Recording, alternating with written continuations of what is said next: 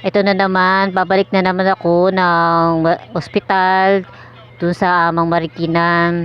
Dahil doon ay merong ENT na para sa tenga ko. Dahil ito yung araw na babalik ako sa sa ospital. Ito yung sinabi na date.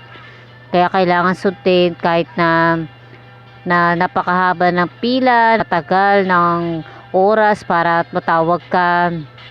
Ayan, ano kami yan, try kami yan, nadadaanan namin yan bago kami makarating sa mismong ospital ng Marikina.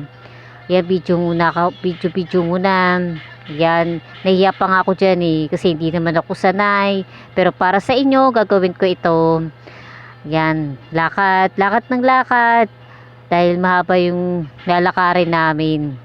Ayan, tumupit na kami at malapit na rin di kami makapunta sa OPD ng ospital. Ayan.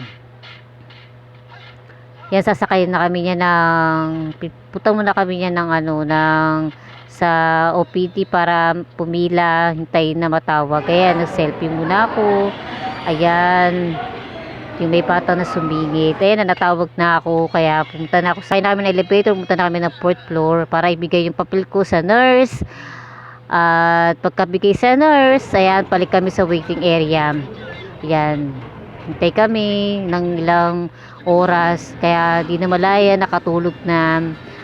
Hanggang sa maya-maya, ayan, wala ng tao. Dahil palubog na yung araw. Ayan. Di pa rin kami natatawag niya. Pero maya tatawag na kami niyan. Kaya hanggang sa uwi na kami, napunta kami ng gabi. Yan, salamat sa panonood!